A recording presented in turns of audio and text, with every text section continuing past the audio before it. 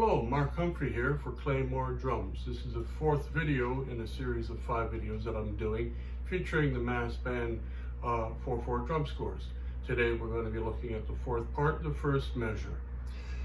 As I've said in the past on the other videos, there are two things that we have to take a look at. One is the musical side of it, the rhythmical side, and the other is the technical side. So let's take a look at the musical side first. It's pretty straightforward. It's not that terribly difficult, but there's still a lot going on there that we can work on and get a nice, good musical sound out of it. All right, I'll play it for you first. Here's the underlying rhythm. A dot and cut eighth note, the shuffle beat. Myself only on the count of 2. 1, 2. I'll play it again for you. 1 and 2. All right. Now let's take a look at that. Again, what we need to be able to play is a good solid 7-stroke roll.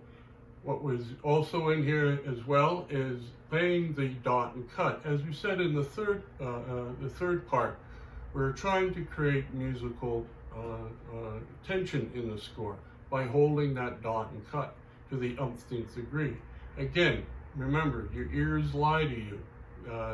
If you think you're holding it too long, you're generally holding it about the right length. This is why it's so important, and I stress that you videotape or record yourself playing any of your drum scores, and also sitting in front of a mirror so you can see your hands and your hand position. Again, it's very helpful. I can tell you that throughout my career, I've discovered a lot of musical indiscretions in my playing that I had to correct because all I can see is the top of my hands when I'm playing and not in front of me. Okay, let's take a look at it. We can also work on here with dynamics.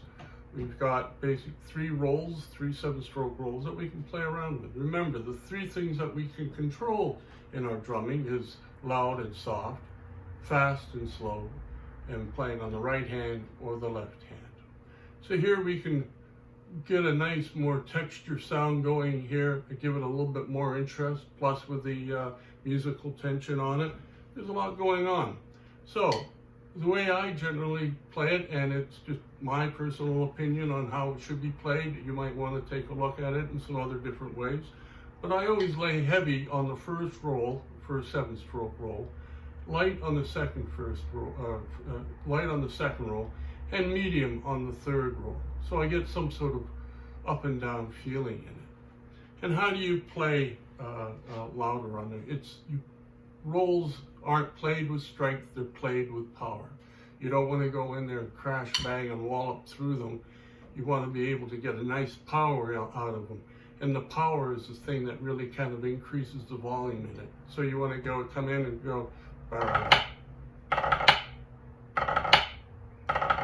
I'm not bringing my sticks from way up out of the atmosphere to get more sound out of it. I'm keeping them fairly close to the pad.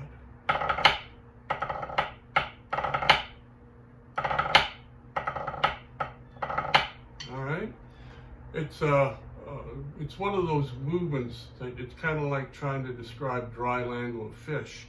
Once you've done it a few times, you go, oh, there it is. And you have no problems with it again. What I hear a lot of is people just crash, bang, walloping, trying to get a louder sound out of it by going through it with more strength and power. All right, so first roll, nice and heavy. All right, second one light, the third one a little bit more of a medium weight. Let's do it. On the count of 2, there's the underlying rhythm. 1 and 2. All right, let's try it again. Remember to hold that dot and cut. 1 and 2. And again. All right, let's play it one more time. 1 and 2.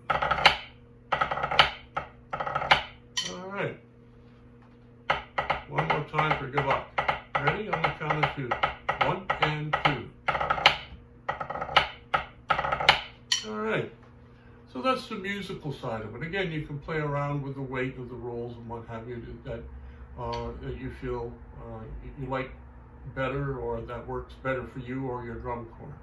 The mechanical side of it, straightforward. You got to be able to play a good 7-stroke roll. How do you play a good 7-stroke roll? Double stroke. That is in our DNA in drumming. That is the backbone of everything we play. You have to have a double stroke.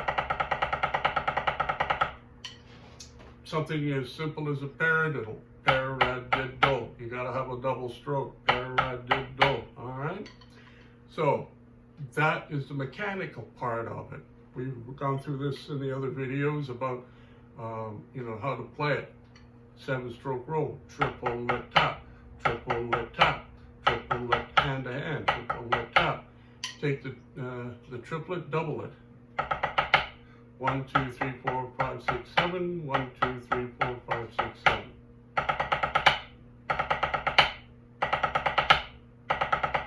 All right. Double the rolls. Buzz the double roll.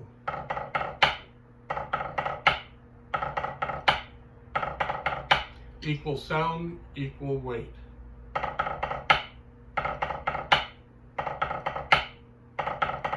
All right, hand to hand. It has to sound the same on both hands. There's no two ways about getting around that. So that's the mechanical part of it. Pretty straightforward. Not, we've gone through this on the other videos. Lots of exercise sheets that are available for that kind of thing, but it is very important.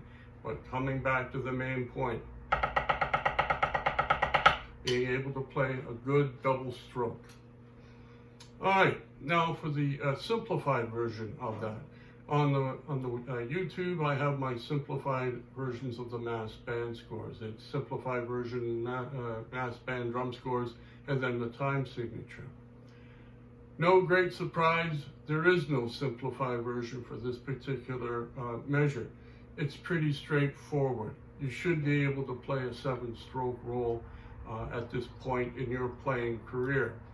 To try to attempt even my simplified mass band drum scores. So it's very straightforward. Not what is in there is pretty straightforward. 7-stroke roll, but again, don't just fluff it off. There's a lot of music that can be gotten out of that. Good solid 7-stroke roll. Hold that dot and cut. Make it clean, make it musical, dynamics in there. So there's a lot going on there than what meets the eye.